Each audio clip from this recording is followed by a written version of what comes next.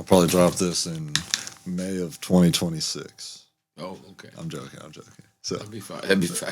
Who knows, man? yeah, we'll be on Mars whenever we watch this. Yeah, exactly. Welcome to the Gulf Coast. Welcome to the Gulf Coast. Welcome to the Gulf Coast. Welcome, guys, to the Gulf Coast Music Podcast. Today's new wave, Troi Atkinson. Yes, sir. I'm doing great. How are you doing? Doing good, man. It's a lovely, soft day. Yes, sir. Troi Atkinson, a.k.a. Mr. Bean. Yeah. More like Chickasaw Outlaw is what they call me now. And where do those nicknames come from? Chickasaw Outlaw? Yes, I live sir. in Chickasaw. And one of my neighbors, when he came to see me play at one of my shows, he kind of coined the phrase Chickasaw Outlaw, and it stuck. I like it. So, yeah, I'll roll with it. Yeah. I've been called worse. What does a Chickasaw outlaw exhibit? I think, well, in his particular terms, I think he was just referring to my style of music. You know? But yeah, I've always kind of lived on the fringe a little bit. I think that is a little off-putting to some Alabamians, so they might look at it as outlawish. But I don't know. I just do my own thing. Right. You know. What does doing your own thing entail? For example, playing music. Yeah. For a living. It's not necessarily a normal life, especially from what you might experience in your normal neighborhood, I suppose, because I come in at 2 or 3 o'clock in the morning, and it's not that 9 to 5. It's and I look like A to G sharp. A little bit of that hair of the dog in the morning, Yeah, but I play honky tonks, man, and the shower towel has dirt on it. Yeah, exactly. Yeah, my shirts might be hanging on the front porch drying out. Right, exactly. But that it's a different. They all seem to get a kick out of it, though. And several of my neighbors that have been in that little area there have come to some shows, and it's fun. It's nice. What's the longest you played music for, you think? In a row, consecutively? Oh, you mean like in a week? Or? No, just like sat down, and how long? How many meals did we miss? Oh, man. I mean, how many sunrises? If you're talking about recording, I mean, there's been days when it's gone on for, good 12 plus hours. You know? But not necessarily just. I think the longest show I've ever played was like a 5-hour show. Jeez. In one setting. Right. I've done like this last Sunday I did a double, and I played a 2-hour show, and then I went and played a 4-hour show. Right. Right afterwards. So, but I did have a break for Mexican food in between, and some tequila. Yeah, that's funny. Do you think you definitely have that outlaw presence like you were talking about? And I'm reading a book called I'm butchering the title, The Treasure Hunt of the Sierra Madre. Oh, yeah. When I saw you, I was like, you came straight out the book. This is Howard. Yeah, I suppose so. I mean, I've definitely had many different looks over my time period, but right. I always end up going back to my roots in Texas, and just kind of how what's comfortable, right? What part of Texas? And you never leave. That's what I tell people a lot of times. Like they'll say, "Man, you look like you're getting ready to go to a gig all the time." I said, "Well, I might be." You used to always carry a guitar in the truck because you never knew. And you meet people in the grocery store, and they, "Hey, I saw you on stage." And so people get to know you by how you present yourself and your character. Right. I think I've pretty much made my statement. Does it ever make you anxious that you have to fill a character whenever you're seen in the general public? Oh, no, I don't. You're just always yourself? I think you just got to be yourself no matter what. Yeah. I mean, if yourself isn't presentable, then, you might need to stay in till it is. Yeah, but sometimes the character is being a non-presentable self. Yeah, sometimes. Yeah, sometimes. Right. Yeah, like I said, I have my pet peeves. Right. When you're making that lasso music, you got to come in with a little dirt on your boots. Oh, yes, a little dirt on your boots. Yeah, a little attitude. Have you ever searched for gold? I have. Oh yeah, I have. where at? I really If have. you can disclose. Up in off the Feather River, up in Northern California, in the Sierra Mountains up there. You know, right in between Reno and um, Orville was the last part of that town there. And in between was the Feather River, and you could go in there, and that wet water was so cold, but you get down in there and you Right. sift through that sand. And, Yeah. Water's not cold when you're on the oh wagon. man, I'm telling you, just the adrenaline of finding something. Yeah. Adrenaline and Jack Daniels. Yeah, that's right. Absolutely, absolutely. What's the strategy behind finding gold? Is there A lot of hard work, man. yeah. In that book, it's like the Howard's like, I could see it on a cliff a mile away. Yeah. Well, I mean, there are times that I've heard of people just like after a really big snowstorm where it's kind of moved the earth, Right. it melts. You can walk and just see like crystallized rock on the ground with veins of gold in it, and Jackpot. it's still there. But it takes a tremendous effort to get. I mean, if it was easy, everybody'd be doing it. So, That saying applies to finding gold as well. absolutely, Yeah. for sure. Is there like a finding gold club nowadays? Like, Oh man, there's all kinds of groups and clubs, yeah, but I mean, you have to be in those locations. yeah, right. Where it's prevalent. Yes, You're not. I mean, you're not going to find it in Miami besides Club No. 11. no, or the grills on people's teeth, Right. bouncers. Mm. But yeah, Do you think Bigfoot's real? I don't know. Fair enough. I don't know. Where do you lean? I don't speculate that much on those types of things. If you had to guess, what would you say? I would say yeah, more than likely. I like Just because that. I want to. I like that. Your stage presence. What do you dedicate that to? Well, I mean, honestly, just doing a good job. Reading the crowd, showing up with a mindset of you're going to work. You're not just up there for amusement. Right.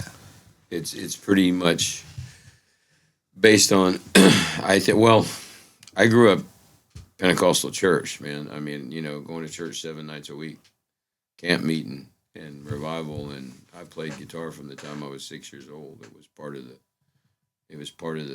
show, Mhm. and I was expected to do and be, and like it's even to this day I don't use an iPad. I don't use a songbook.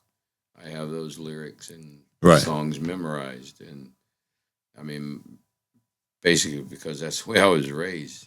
My mom would have whooped my behind if I'd had an index card with some words written down or something, and she caught me. What kind of culture was it growing up? Was it like that where it's like the music was really prioritized? And, Oh, absolutely. I mean, I didn't grow up playing sports or anything like that. Right. Because I was always expected to play music. And what was your neighborhood and surrounding area like? pretty rural. I grew up mostly in rural areas. A lot of FFA, a lot of bull riding, a lot of rodeos. Were there songs that could bring the cattle in?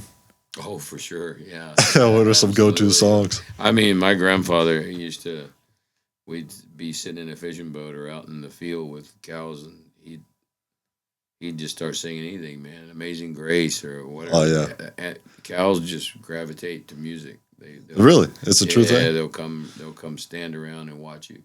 Oh, that's cool. Yeah, No matter what, you'll always have an audience. that's right. Yeah. I was teaching my wife how to play bass one time. We lived out in Northern California, had a bunch of cows around us, and she was playing bass along with me, and I was teaching her, and I had the bass turned up a little bit, and I looked out the window, and there's like 20 cows lined up on the fence, watching that window where we were.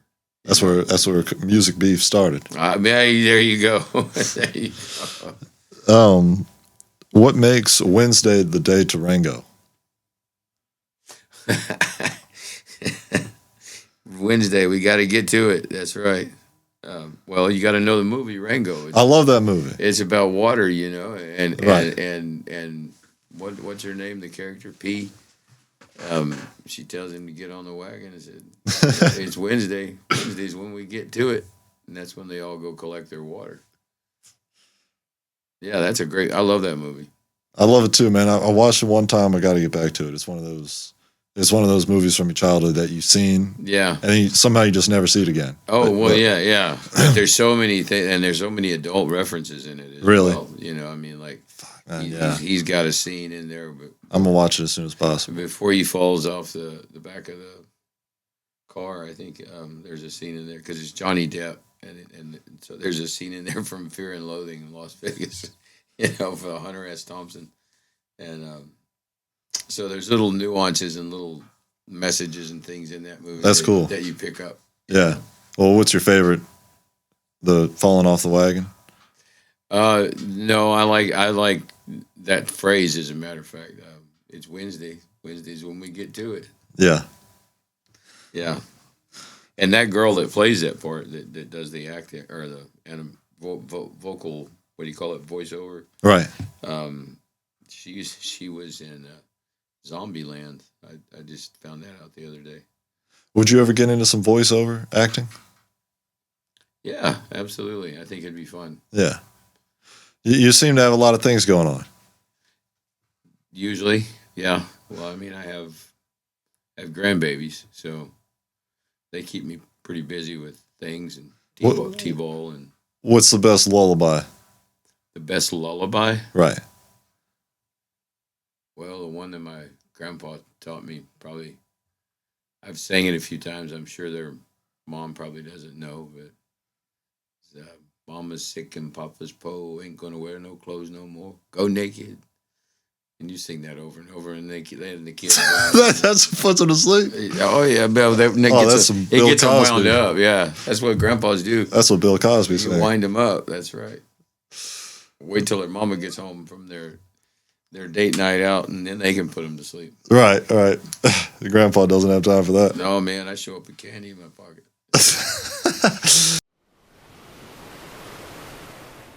Music feeds the soul, but food feeds the future.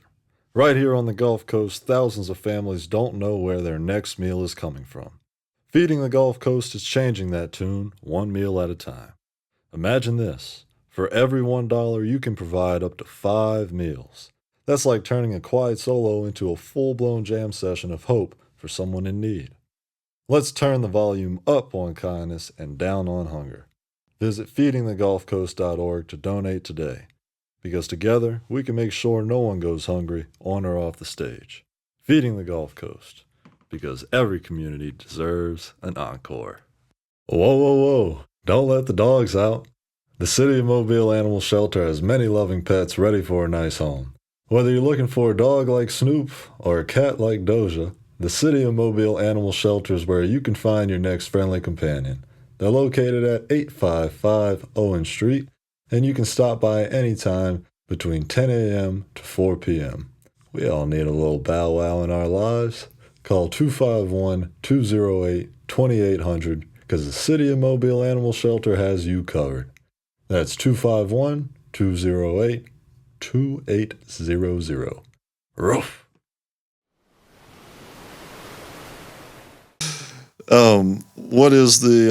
What's the real estate or property? Which one do you want to dive into first?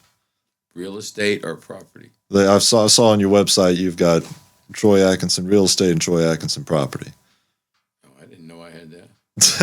Who's running the website? I don't have any property anywhere, man. As far as real estate, I'm lucky to have a car. It looked like there was some type of real estate ordeal going on. Oh no, it was probably some ad or something. That's funny.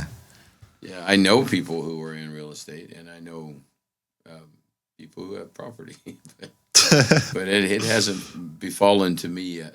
Yeah, I am a songwriter, so that means there's not a whole lot of pennies to pinch. Right. Yeah, I like the meme that you had of pennies are gone, so how are they going to pay us? Yeah, exactly. How are they going to pay our Spotify fees?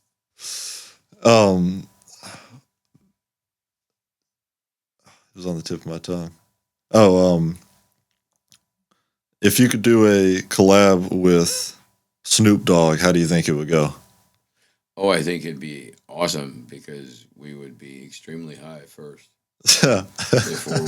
before we did anything. And once you get that high, anything can happen. Yeah. You know? Have you had good experiences under the influence in the studio? Absolutely. Yeah. Under the influence of THC, I wouldn't say alcohol is always conducive Okay. to studio work. Right. Just because you start getting real sloppy and you don't think you sound bad anymore, Right. and you actually suck. And Yeah. have to come back and redo everything. Yeah. You know, I've had experiences both ways in that department. Jack Daniels gets on the microphone. Tequila, yeah. I mean, yeah, it's it's the same way being live. I mean, you know, like I play in bars, so you know, part of my job is to promote a little bit of that drinking. Right. But I mean, you know, on a personal level, I have to keep that under control because otherwise, you know, I just start sounding awful. Yeah. It's like you got to have. Nobody's gonna carry it forever. You know. Sure. Have you noticed points where maybe you've dabbled in alcohol to fuel your performance, and then you get more anxious afterwards in future performances because you're not using alcohol? Oh, for sure. I mean, it's still. I have always, since I was a child, had stage fright issues and used to throw up almost every time before I go play. Right. And it was real difficult for me to. Being in front of a microphone was not my first choice in life. It just so happens that that's what I'm good at, and you know, I think you're kind of just made to do certain things. So tequila was always like you know, a stiffener for me. But it also like loosened me up enough to be able to just go out there, close my eyes, and start going.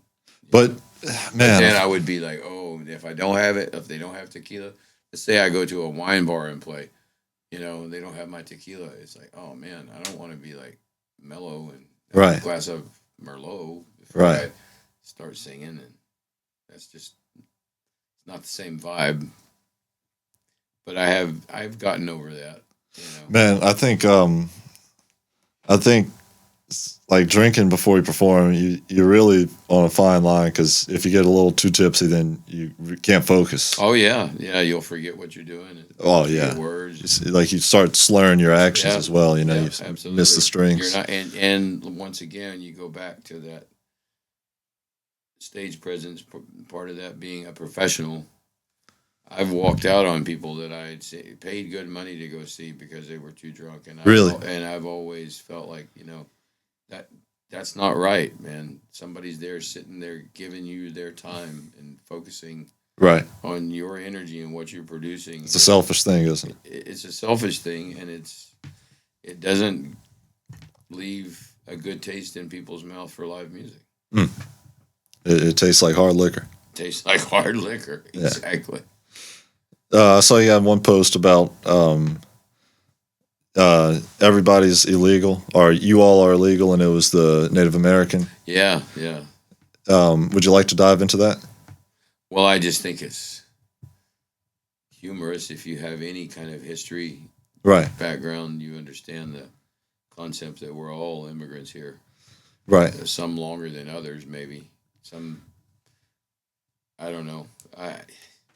I try to stay as non-political as I can, but you know, there's moments in time through, especially current situations, where it's hard to sit by and not say something. Do you think? Yeah, we can stay away from the politics. I agree. It's just it never really unites people once you get into that conversation. Man, I think all politicians are liars and going to hell. Do you think if Native Americans were like the only civilization known to mankind, like nobody else existed, it was just Native Americans on North America and the rest of the world was left to occupy, if the Earth would have like more years in it and it would just be infinite, just how they treated the Earth? Well, yeah, I mean, to a degree, but I mean, you look at like Mayan cultures, Aztecs. I mean, they did some pretty devastating things to the earth building their civilization. Mm. You know, I think that you look at Ireland and Scotland and back when the clan and they used to have to raid each other because they'd run out of supplies and they didn't understand that they could actually produce their own and somebody had more copper or more tin and Trading, right? I mean, I don't think conflict is unique to our modern culture, and I don't think every single Native American tribe was as idealistic as we think they were. I mean, there was still slavery. There was Right. things happening. They were doing things. Maybe it would have progressed more slowly, just because of the technology we brought in. Right. But I mean, that's a hard one because I think we've been messed up since we left the garden, man. Yeah.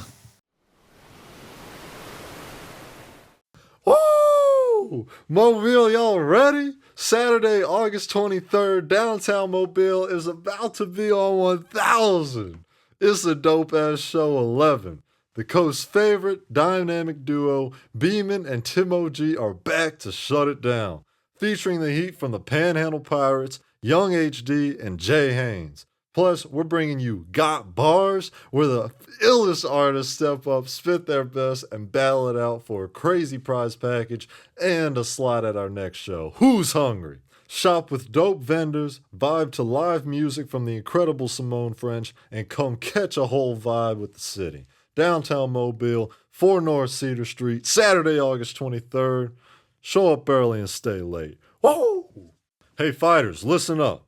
Are you tired of feeling like your conditioning holds you back in competition? It's time to bridge the gap between theory and real performance. At Dexter's Fitness Center, we're launching a combat sports strength and conditioning program designed for boxers, kickboxers, MMA fighters, and combat athletes who want to get faster, stronger, and more flexible while building the endurance to go the distance.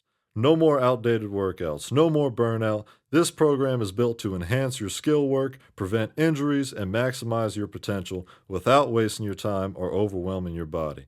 Training starts August 12th at Dexter's Fitness Center, 1900 Government Street, Mobile, Alabama. Sessions are Tuesdays and Thursdays from 6:30 p.m. to 7:30 p.m. and Saturdays from 11:30 a.m. to 12:30 p.m. If you're ready to step into every fight confident, prepared, and in peak condition, call 251-709-2654 or email contact@dextersfitnesscenter.com today. Let's build the fighter you're meant to be.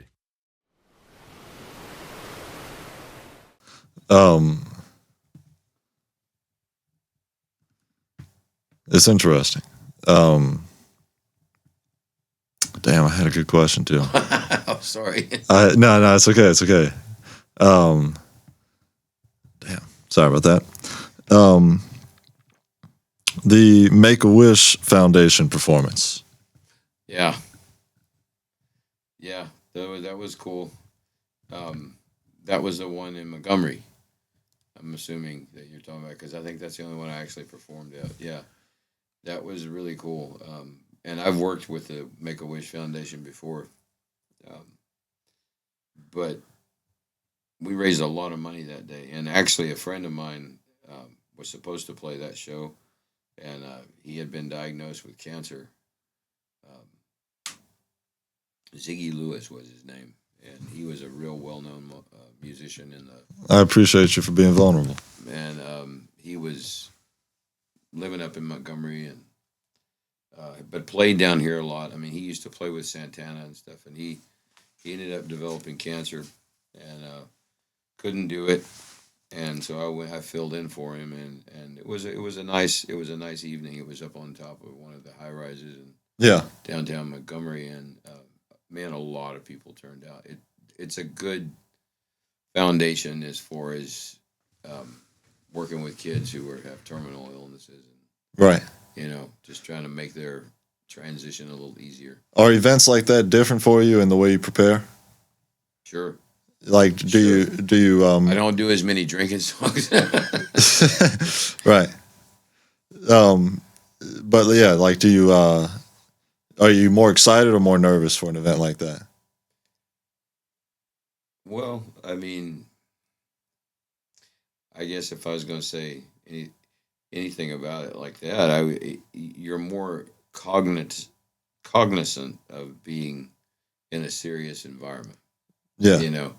So it's not as ruckus or you know it has a different feel to it, and yeah, and you want to watch your crowd because and a lot of times these events are planned just like when I do Billy's bike night the yes, first Wednesday of every month, or not, I don't do it every month, but they have a bike night the first Wednesday of every month, and I play it frequently, and they usually have a charity that comes in, cool. and that's part of what Billy does is bring the local community in, and if it's the Cancer Society or it could be the American Legion, their place burned down in Right. Fairhope, and they're trying to rebuild a new place and stuff like that. You want to always accommodate their. They're going to have raffles. They're going to have, so you're not going to be up there just jamming out like you do in a normal honky tonk. You're going to need to back off and let them have their microphone and talk and do their raffles and raise their money and do some things. So it's a more coordinated MC kind of situation. Yeah, that's a really mature thing to do is to understand your role in that moment to Exactly. You have make the event better. You're giving them that Right. space. You're just kind of filling in the blanks. It's a funny concept that when you understand your role and you try to make others have the higher ground, by doing that, the event becomes higher, and then you actually get a higher ground as a result. Because the event becomes, and not that it matters to have that, but Well, yeah, it does because it you go back to that level of professionalism. Then Right. People are going to want to use you. They're going to see you in this situation, and yes, I mean, man, if I go out to eat Mexican food, I'm gonna be talking to somebody about playing music. I mean, I'm like the Jesus people with tracks. Only it's my business card, right. It's like, hey, here I play music, and my wife has even said, I really wish we could go on a vacation. And I said, well, yeah, let me go book a gig. Yeah. And she's like, no, that's not what I mean. I don't want to go anywhere where you're playing for just a minute. Right. Before we go, let me print out some flyers and exactly business cards. Make sure I got my stack ready. Right, just in case. I remember the question I was going to ask you with regard to Native Americans in history. Oh, okay. First of all, do you find yourself kind of like a history buff? Oh, very much so. Yeah. And what do you think is the draw to history for you? Well, man, it's always, no matter how many times I study a particular subject, I always come back and find out there's more that I didn't get in the first go around, like watching Rango, Gotcha. You always, every time you go back to something and even if you have a foreknowledge of it and you think, oh, I've, right. just consumed everything possible that I can know about the Civil War, you right. find something else. Can a magician reveal his secret? What's the background meaning behind shine? Shine? Yes, sir. Shine, well, all of my songs are pretty much everyday life situations. They're not some euphoric idea. Gotcha. There's no unicorns and Candy Mountain stuff in my life, never has been. I'm gonna write about what I feel and see. Right. It's like the next episode. Exactly. By Snoop Dogg. And I was explaining to a guy from Nashville just the other day. He was talking to me about songwriting and stuff, and I said, look, I'm Scotch Irish, got a little bit of Heinz 57 in me, but what my culture back in Ireland, we used to have a name for what I do right now, and it was a bard. And a bard, because of the Druid society, they didn't have written word, they didn't have written history, but the bard wrote songs and sang. He could make or break a king. He could sing a horrible song about a king, and they'd be the laughing stock of, if the song was popular, all the villagers were singing it. about the king who was insulting. That king had to go around and pay money to the bard to get a better song written. Wow. Or you would tell history. You'd stand on the hill of a battle, and the bard would make up the song about this clan whooping this clan. And, right. And You I'm see doing that the today. same thing. Yeah. Yeah. No different. Yeah. I'm cataloging my particular perspective of life into a little capsule that's 3 to 4 minutes. Right. And whatever subject that is, 60-something blues that's on the Shine album.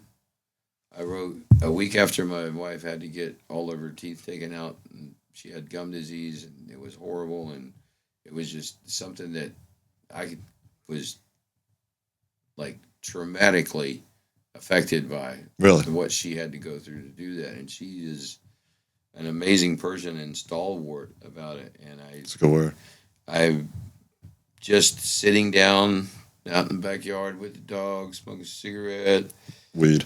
Yeah, weed, yeah. And probably some alcohol there too. And just thinking about life, and the lyrics came to me that I don't care if you got a tooth in your head, it's not your pretty little smile I'm looking at in bed.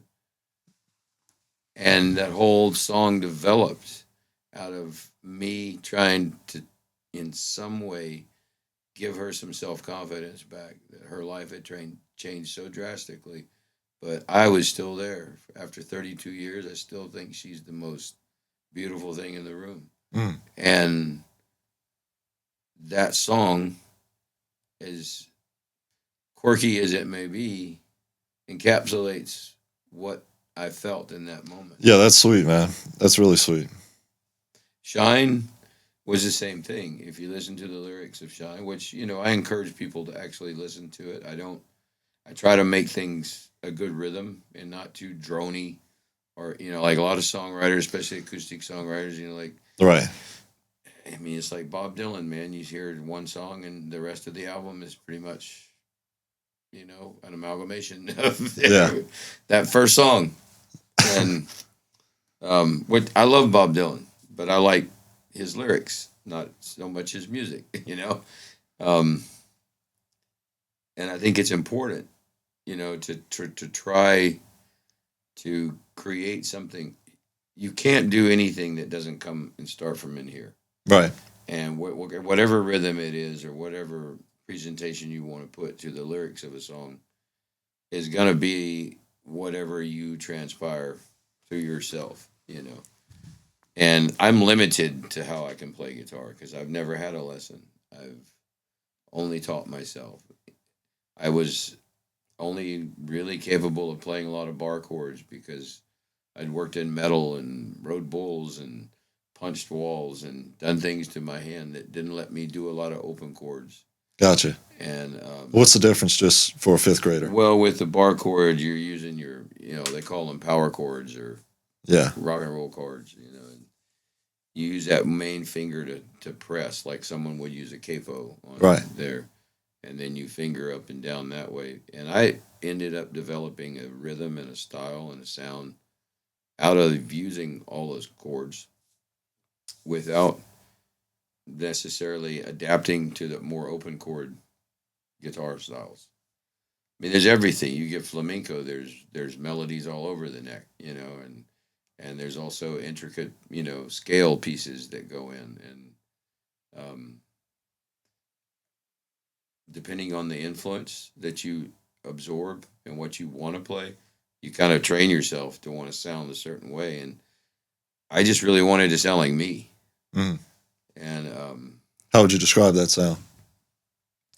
Well, it's been described to me as being like kind of more dirty blues, Dirty blues. Swampy, Originally, I was born in Arkansas, and I was raised around that whole, scene of the Delta.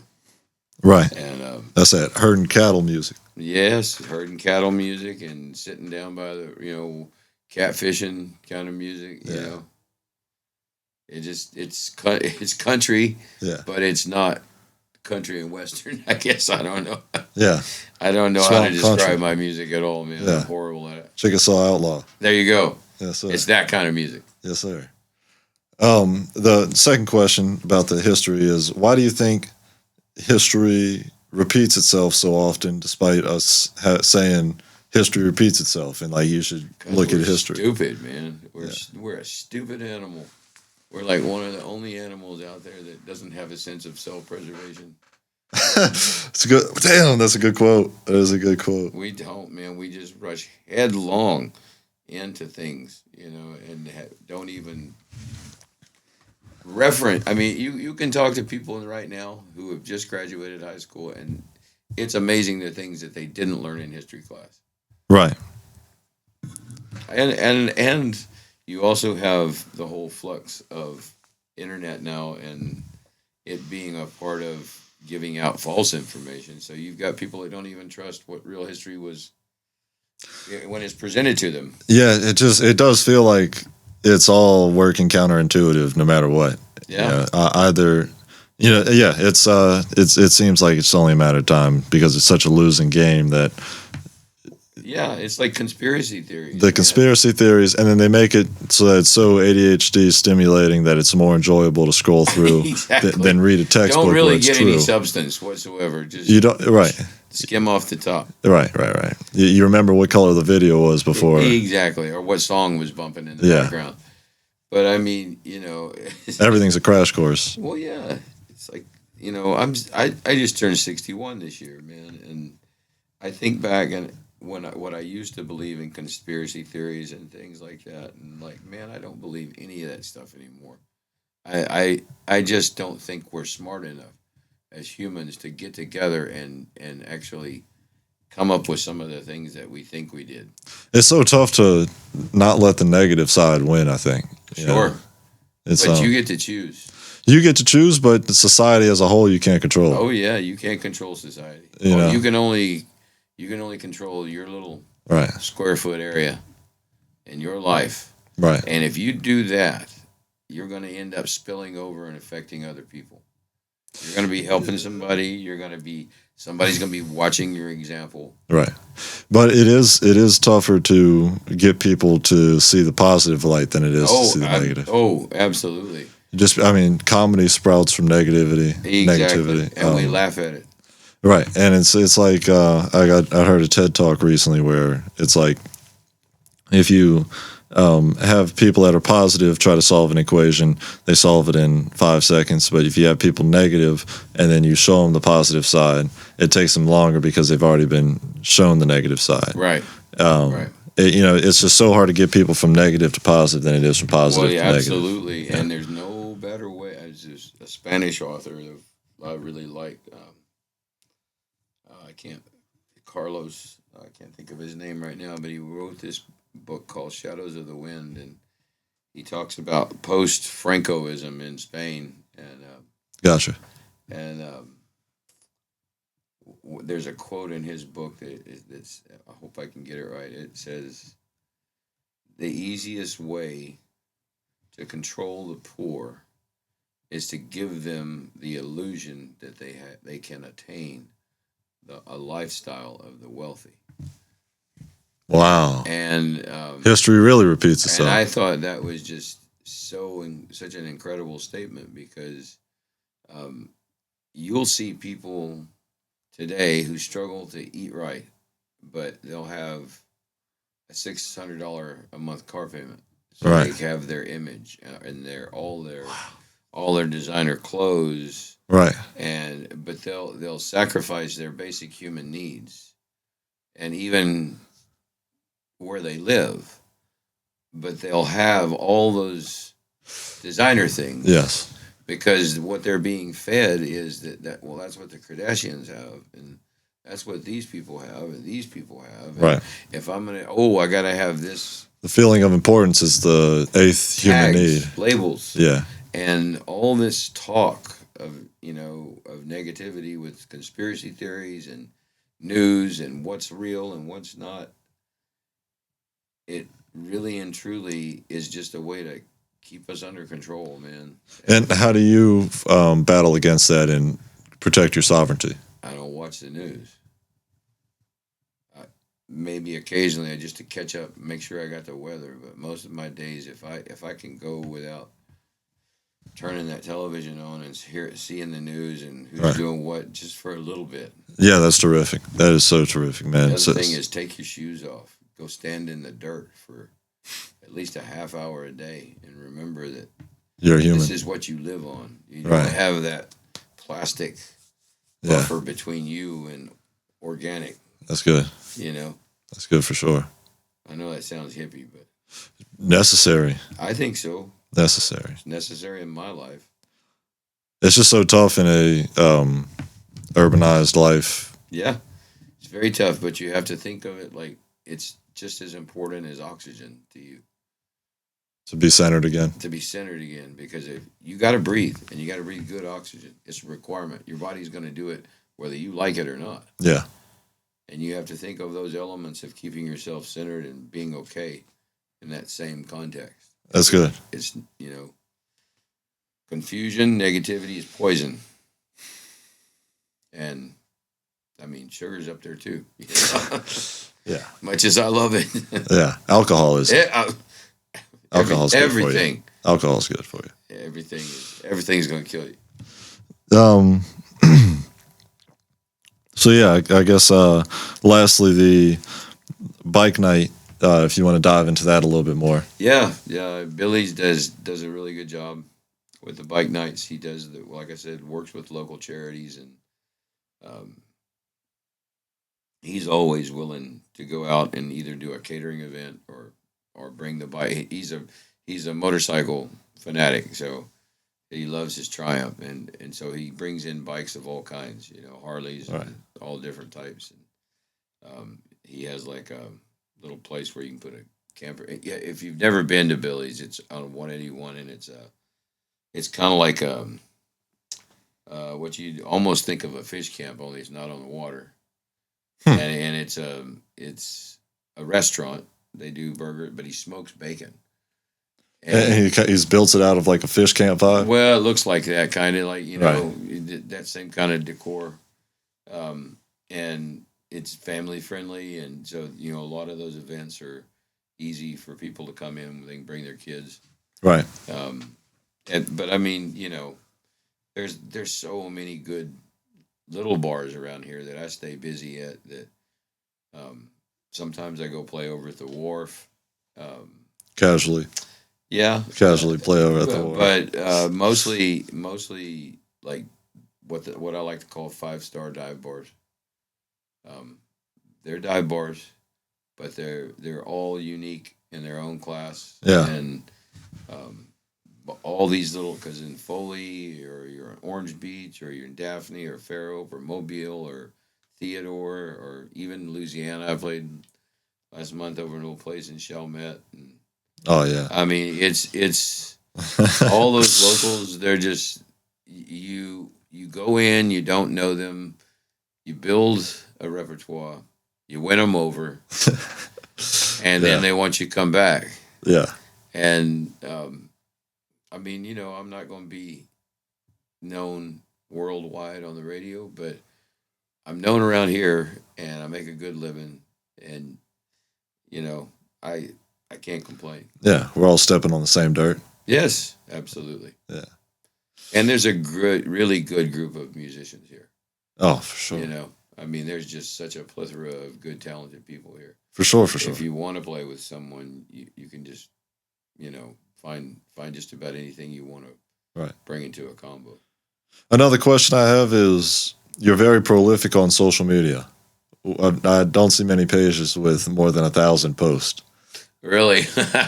Is that you posting it all, or is that your Yeah, wife? Or? no, I do it all. That's cool. I just recently, last year, actually started working with any kind of record label.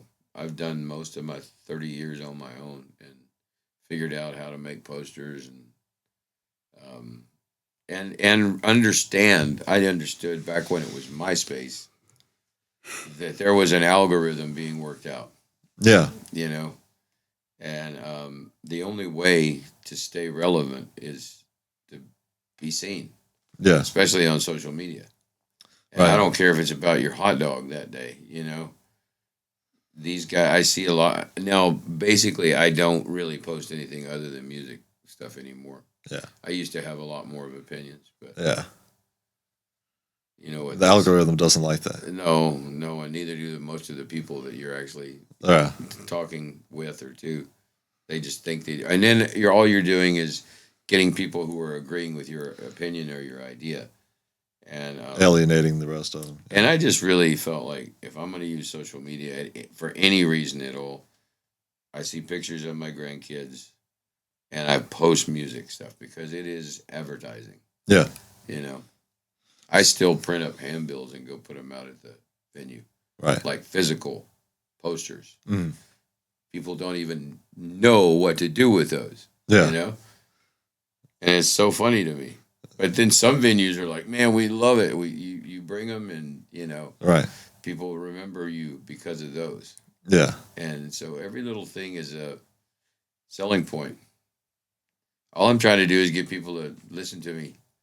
Download my Spotify, you know? For sure. Yeah, walk around with those flyers and people see it and like, I'm not in science class. That's right. Yeah, exactly. What is this? Exactly. No, that's great. I respect. There's also not many 61-year-olds using social media like that too. So it's good that you're Maybe so. Yeah. It's great that you're privy with it. Yeah, I think it's important. It's a tool for sure. Well, what do you have planned for the rest of the day? What's your weekend looking like? Tomorrow I'm playing at Moe's Original Barbecue downtown Mobile, and it'll be going on 6 to 10. So it'll be going on in the middle of Jazz Fest down there. And that's off of Spring Hill. I like playing the downtown one. I also play at Moe's in Daphne, which is the new building. Mm-hmm. The Moe's original here in Mobile is just, I like the vibe there. Yeah. It's a funky little restaurant. Good food. Yeah. And tequila. And let's see, Saturday night I'm at Billy's in Fairhope. Gotcha. 181. And that'll be fun. The rain will be gone and it'll be nice and hot again. Yeah. So that'll be another good night. I'll get me some smoked bacon, and they have a sign on the side of their stage that says our bacon is serenaded by songwriters. Oh, that's cool. And so there's a good vibe there, and they always really enjoy when you bring originals Right. to that type of situation. Some of them pulled pork bars. That's right, buddy. That's right. And pork belly and everything else. They got good burgers. They got food there is excellent as well. Yes, sir. Thank you so much. Important. All right, buddy. Thank you. Best of luck with the rest of your performances, and guys, you can catch them everywhere. Yep. Yes, sir. Find me on social media. Especially on the ranch. Yeah. Yes, sir. Welcome to the Gulf Coast. Welcome to the Gulf Coast. Welcome to the Gulf Coast.